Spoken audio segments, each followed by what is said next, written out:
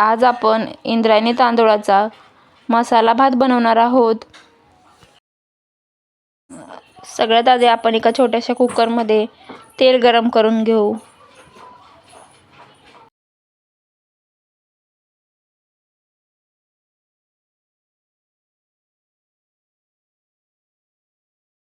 तेल गरम झालं की त्यामध्ये आपल्याला मोहरी टाकून घ्यायची आहे। मोहरी तेलामध्ये छान तडतडू द्यायची आहे। मोहरीनंतर अर्धा चमचा जिरे टाकून घ्यायचे आहेत आपल्याला। 4 ते 5 हिरव्या मिरच्या आणि 2 मीडियम आकाराचे कांदे उभ्या आकारामध्ये चिरून परतायला टाकायचे आहेत आपल्याला। कांदा गुलाबी रंगावरती येईपर्यंत छान परतून घ्यायचा आहे।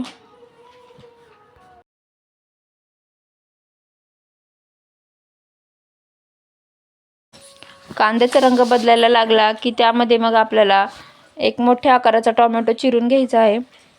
टोमॅटो सुद्धा आपल्याला उभ्या आकारामध्ये चिरून घ्यायचा आहे।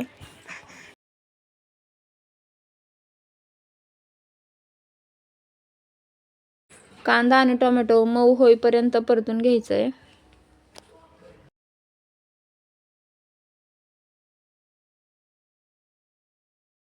इथे मी 4 ते 5 हिरव्या मिरच्या घेतलेल्या आहेत। तुम्हाला जर भात जास्त तिखट नको असेल तर तुम्ही हिरव्या मिरच्या कमी सुद्धा करू शकता।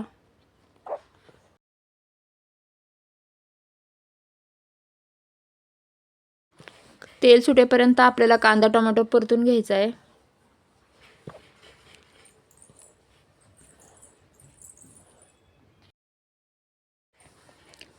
आता आपण कांदा टोमॅटोच्या फोडणीमध्ये आलं लसणाची पेस्ट टाकून घेऊ।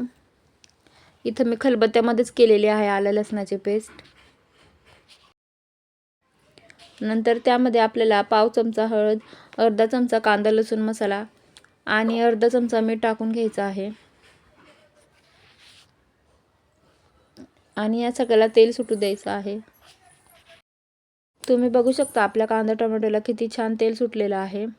व्यवस्थितपणे कांदा टोमॅटो आपला मऊ झालेला आहे। कांदा टोमॅटो मऊ पडला आहे त्यामुळे आपण त्यामध्ये आता भाजी टाकून घेऊ। फ्लावरचे आपल्याला मोठेच तुकडे ठेवायचे आहेत। बारीक फ्लावर केला तर मग तो भातामध्ये पूर्णपणे मिक्स होऊन जाईल। पूर्णपणे तो शिजला जाईल त्यामध्येच।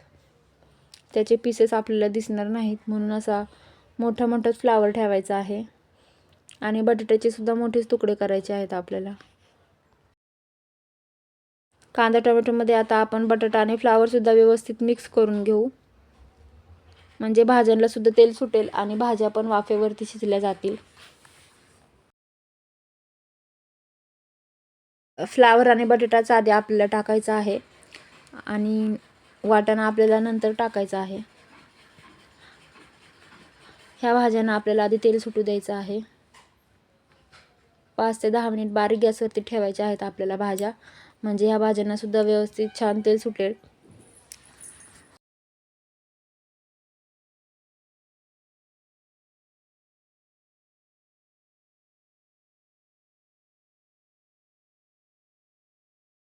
फ्लावर बटाट्याला तेल सुटायला लागले की त्यामध्ये मग आपल्याला हिरवा वाटाणा सुद्धा टाकून घ्यायचा आहे आणि तो सुद्धा या भाज्यांसोबत परतून घ्यायचा आहे। वाटाणा हा आपल्याला शेवटीच टाकायचा कोणत्याही भाजीमध्ये। आधी दुसऱ्या भाज्या परतून घ्यायच्या आणि मगच वाटाणा टाकायचा।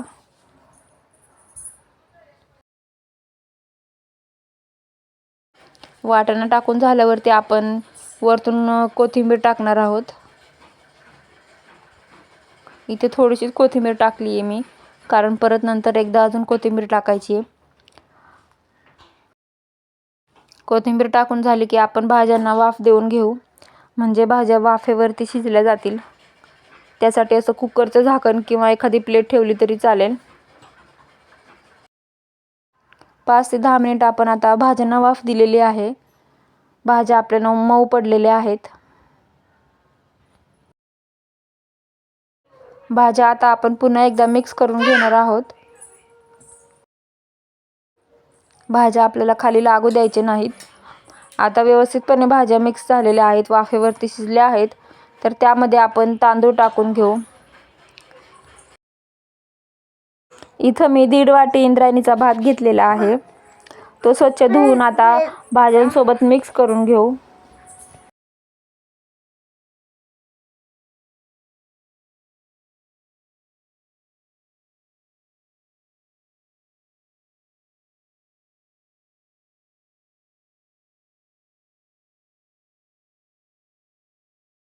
तांदूळ मिक्स करून झाला की त्यामध्ये मग आपण पाणी टाकून घेऊ. 1.5 वाटी तांदूळासाठी इथं 3 वाट्या पाणी मी घेतलेलं आहे. 3 वाटीपेक्षा जास्त पाणी नाही घ्यायचं, नाहीतर भात एकदम जास्त चिकट होईल.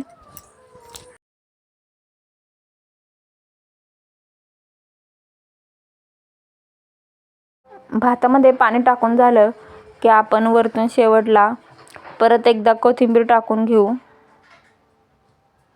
आता खूप सारी कोथिंबीर टाकून घ्यायची आहे आपल्याला भातामध्ये. भातामध्ये जास्त कोथिंबीर छान लागते.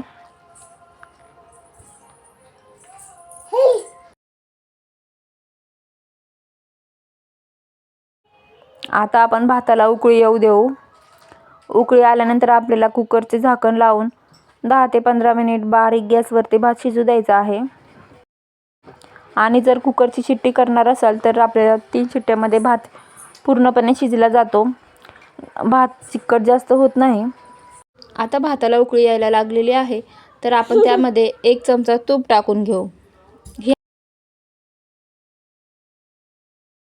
शेंगदाणे टाकून आता आपण कुकरचं झाकण लावून घेणार आहोत आणि 15 मिनिट बारीक गॅसवरती भात शिजू देणार आहोत.